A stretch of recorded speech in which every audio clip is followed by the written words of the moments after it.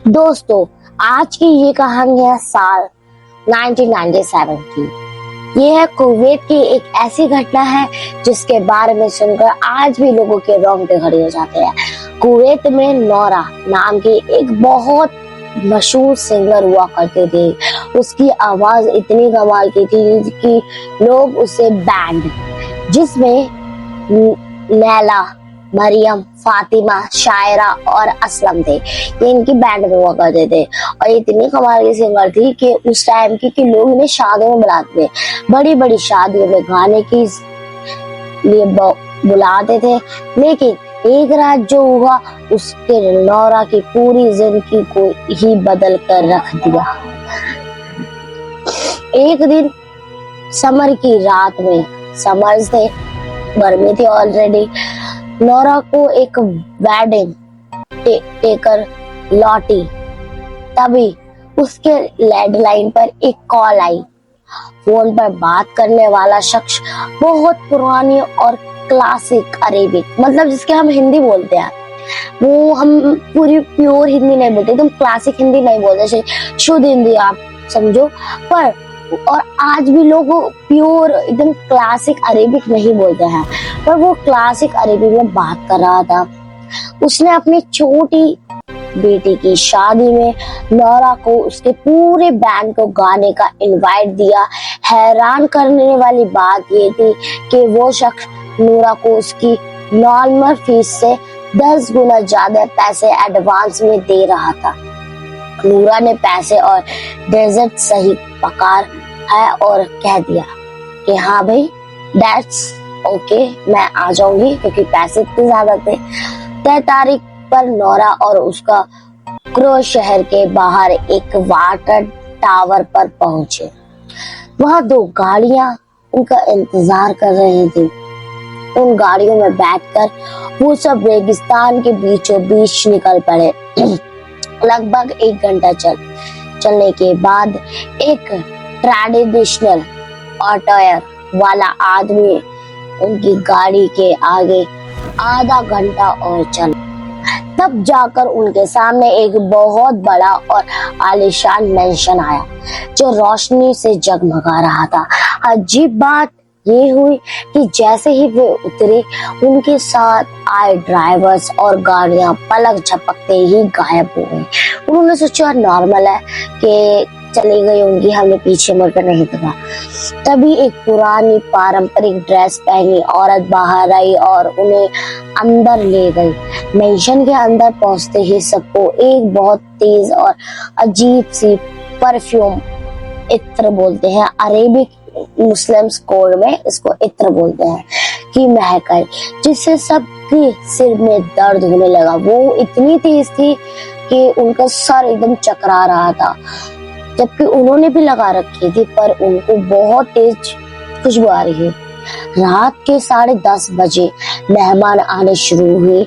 मेहमानों की एंट्री किसी ग्लिच जैसी थी। 1 सेकंड पहले जो जगह खाली थी, अगले ही सेकंड वहां 300 से ज्यादा लोग प्रकट, मतलब अचानक से हो गए।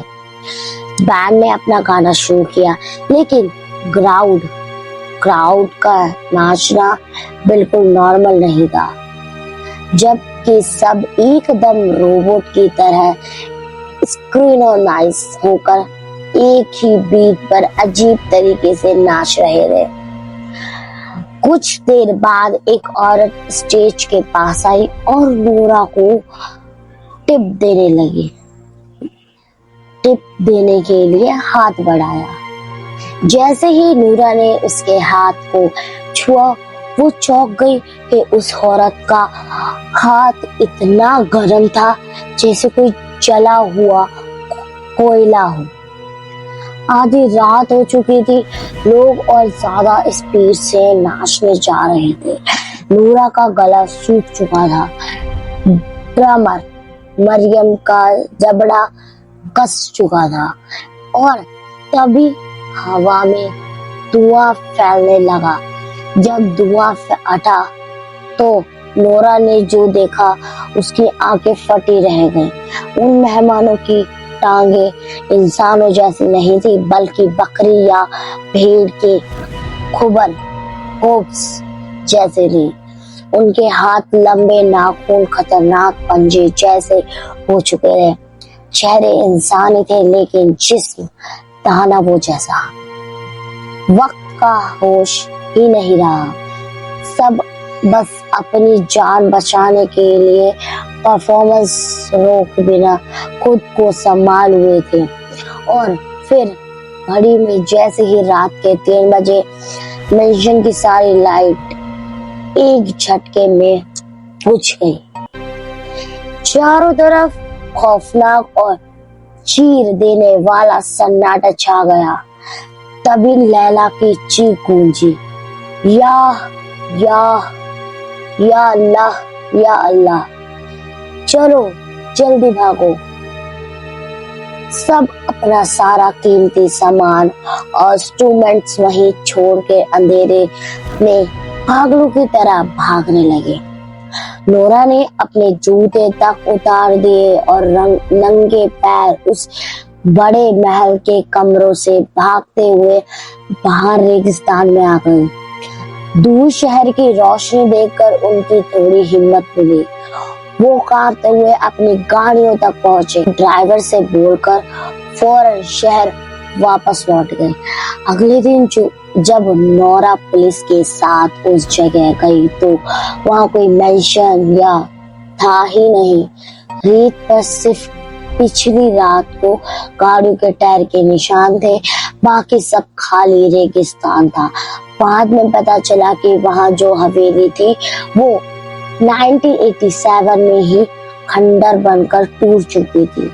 इस खौफनाक हादसे के बाद अपने करियर के पीक पर बैठी 35 साल की नोरा ने कभी जिंदगी में दोबारा किसी शादी में परफॉर्मेंस नहीं किया। कहा जाता है कि वो कोई आम शादी नहीं बल्कि एक जिन्नात की शादी थी। कभी कभी गलती से उनकी दुनिया हमारी दुनिया से टकरा जाती है और इसमें उनके नियम तोड़ने पर या डर कर भागने पर अंजाम भुगतना पड़ता है। आपको क्या लगता है, क्या नोरा की ये कहानी सच थी? मुझे तो बहुत ज्यादा लगता है।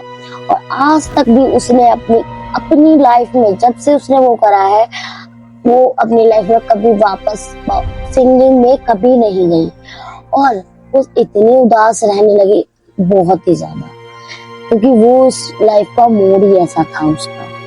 कमेंट करके जरूर बताना। मिलते हैं अगली ऐसे ही रोंगटे खड़े कर देने वाली कहानी के साथ। वीडियो पसंद आए तो लाइक कमेंट शेयर जरूर करना। वीडियो चैनल पर नहीं हो तो सब्सक्राइब, बेल आइकन को दबाना बिल्कुल मत भूलना। ऐसे ही और कहानियों के साथ मैं आती हूँ नेक्स्ट वीडियो में। मिलते हैं, बाय।